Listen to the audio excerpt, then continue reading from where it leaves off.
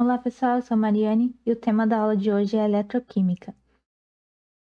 A eletroquímica é o estudo de soluções eletrolíticas e os fenômenos que ocorrem com os eletrodos em contato com essas soluções, além do estudo das pilhas e eletrólise.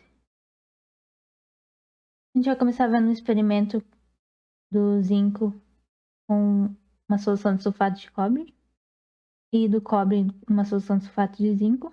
Após certo tempo, o zinco na solução de sulfato de cobre apresenta um depósito de um metal avermelhado e a solução deixa de ser azul. Mas o cobre na solução de sulfato de zinco não acontece nada.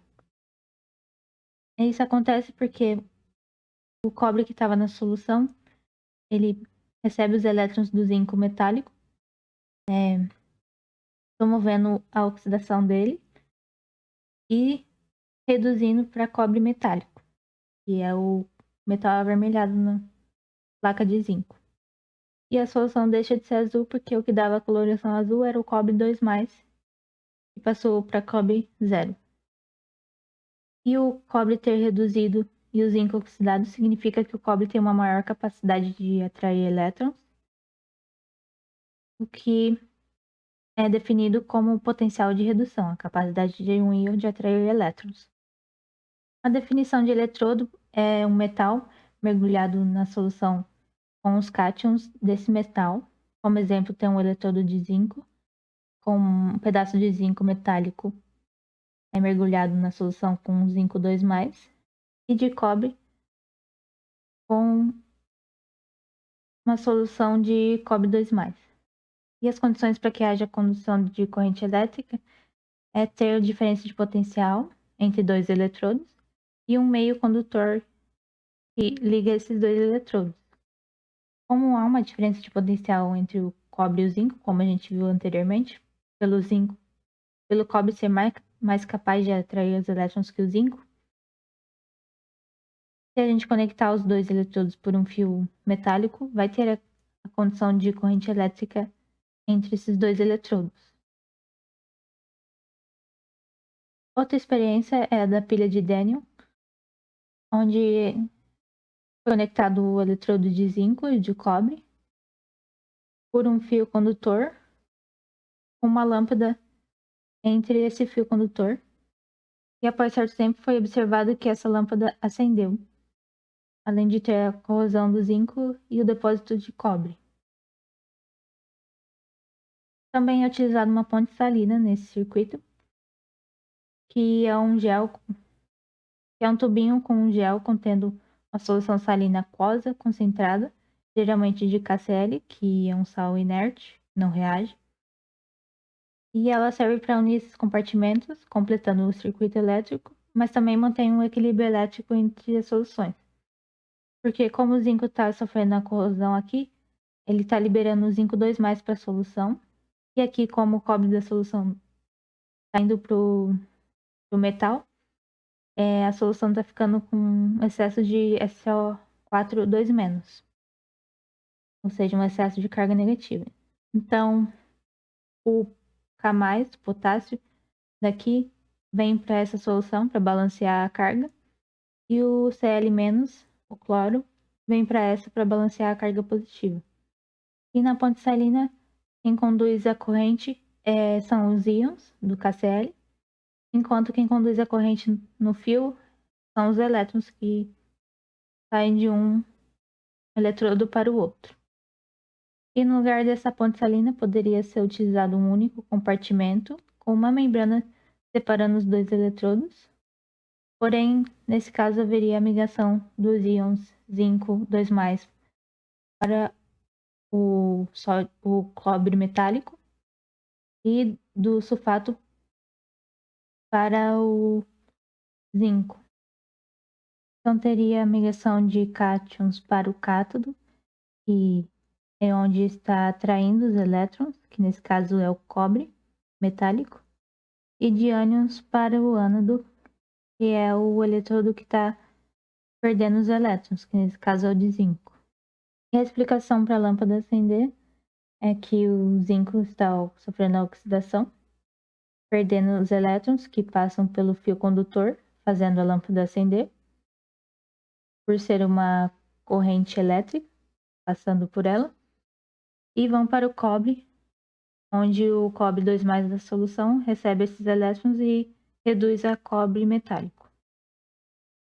E aqui a gente também vê a definição de pilhas ou células galvânicas, que são sistemas com capacidade de produzir energia elétrica a partir de reações químicas que ocorrem espontaneamente.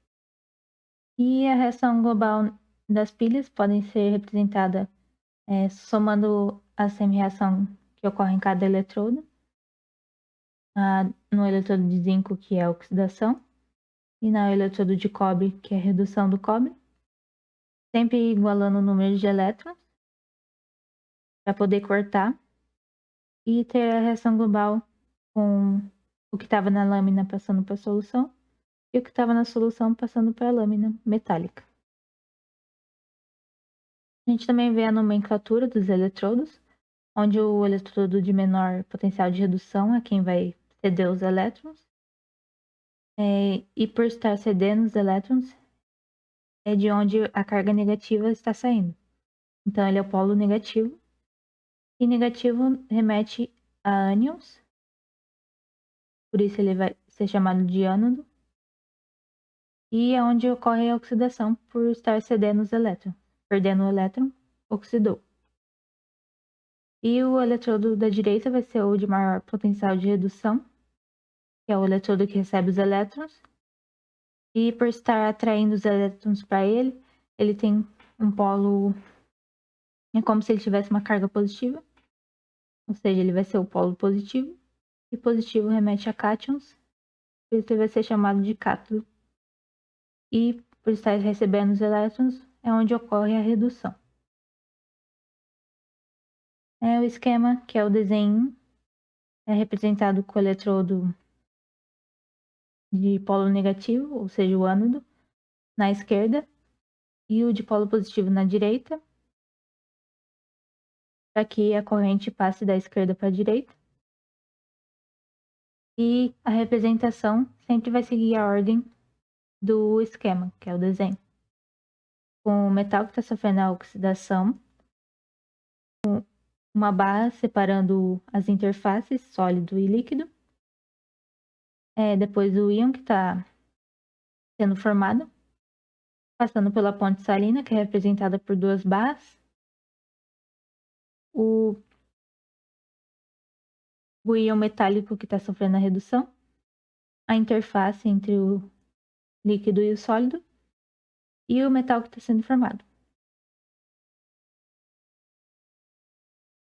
A medida do DDP de uma pilha pode ser feita utilizando um voltímetro, como aqui mostra o voltímetro na pilha de Daniell. E também pode ser calculado teoricamente. Mas para calcular teoricamente precisa dos potenciais de redução ou então do potencial de oxidação e de redução. Mas os potenciais de redução eles não podem ser medidos, por isso que a gente vai utilizar potenciais relativos. E para medir esses potenciais relativos são utilizados é utilizado um eletrodo padrão, no qual foi atribuído um potencial de redução zero para ele. E esse eletrodo padrão é o eletrodo de hidrogênio, no qual tem um fio, uma placa de platina, mergulhados numa solução de ácido sulfúrico, com um H+ em solução, portanto, e foi injetado o gás H2, e esse gás foi absorvido em partes à placa de platina, e assim, com a absorção do H2 na platina, forma uma película do H2 em contato com o H+ da solução, o que é uma espécie de eletrodo. E se utiliza a platina nesse eletrodo porque é um metal inerte que não vai reagir com o ácido da solução. E as reações que ocorrem nesse eletrodo é a perda de elétrons do H2 passando H+, ou o ganho de elétrons do H+ passando H2. E ambos têm um potencial de redução zero. Então, para calcular os potenciais de redução relativos, para cada eletrodo, esse eletrodo tem que ser ligado ao eletrodo padrão de hidrogênio. Então é feita a medida da DDP com voltímetro. E utilizando aquela fórmula de cálculo teórico da DDP, a gente tem que o potencial de redução do hidrogênio vai ser zero e que o potencial de redução do zinco que a gente vai descobrir vai ser menos 0,76. A gente observa aqui que o potencial de redução menor vai ser o do zinco, porque é ele que está sofrendo a oxidação. E quem sofre a oxidação é quem tem o menor potencial de redução. E o potencial de redução dele ser negativo indica isso. E para encontrar o do cobre, medida a DDP da mesma forma, só que nesse caso o do cobre vai ser maior do que o do hidrogênio, por ele ter sofrido a redução e ter levado a oxidação do H2. Então, o potencial de redução do cobre vai ser positivo. Fazendo isso para todos os elementos, todos os eletrodos, a gente pode montar essa tabela, onde os eletrodos com potencial de redução negativo são os que estão oxidados pelo hidrogênio, e os eletrodos com potencial positivo são os que levam à oxidação do H2. E quanto maior o potencial de redução, maior a ação oxidante desse eletrodo, porque ele vai reduzir, levando outro elemento a ser oxidado. E quanto maior o potencial de oxidação, maior a ação redutora, porque ele vai oxidar, levando o outro a ser reduzido. O cálculo da DDP da pilha depende de dois fatores: a natureza da reação e a concentração das espécies na solução. A gente vai trabalhar só com a natureza da reação, então a DDP da pilha pode ser calculada daquela forma, com o potencial de redução maior menos o menor, ou então o de oxidação mais o de redução. E para pilhas, o DDP vai ser sempre positivo, porque nela só ocorrem reações espontâneas. E uma reação ser espontânea significa que o elemento de maior potencial de redução é o que tem a tendência em ganhar os elétrons, e o de maior potencial de oxidação tem a tendência de perder. Então, para verificar a espontaneidade de uma reação, é só verificar o sentido das reações de oxidação ou redução e ver se a espécie com maior potencial de redução é quem está reduzindo. E se isso não estiver acontecendo, essa reação não é espontânea. Como exemplo, tem a reação entre o zinco metálico e o cobre 2+. A gente vê que o potencial de redução do cobre 2+ é maior do que o do zinco 2+. Portanto, a tendência é o cobre 2+ a reduzir o cobre 0. Como isso realmente está acontecendo aqui, significa que essa reação é espontânea. E isso tem aplicação da proteção de metais de interesse contra a corrosão, onde é utilizado um outro metal cobrindo esse metal de interesse. E esse metal é chamado metal de sacrifício porque ele é corroído no lugar do outro metal de interesse. Agora a gente vai ver a eletrólise, que é o contrário de uma pilha, por ser uma reação de oxirredução não espontânea. E para ela ocorrer, a gente tem que fornecer, então, energia, fornecer uma DDP, que é maior do que a DDP que essa pilha teria. Se a reação que estivesse ocorrendo fosse a reação espontânea. Também é preciso ter íons livres na solução, porque esses íons vão sofrer a redução e a oxidação, no caso. E o recipiente que ocorre a eletrólise é chamado de célula eletrolítica ou cuba eletrolítica. E o ânodo e o cátodo tem o sinal inverso do ânodo e cátodo de uma pilha. O cátodo é o negativo, nesse caso, e o ânodo é o positivo. Pelo ânodo atrair o ânion, ele é o polo positivo, e pelo cátodo atrair o cátion, ele é o polo negativo. E essa semi-reação anódica que ocorre da oxidação do ânion, e a semi-reação catódica da da redução do cátion. Então, tendo essa reação global.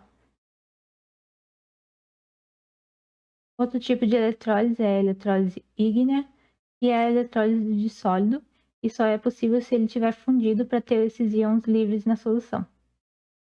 Como exemplo, tem uma eletrólise bastante utilizada, que é a do NaCl, geralmente com eletrodos de grafite, e forma o gás cloro no ânodo, oxidando o Cl-, e no cátodo forma o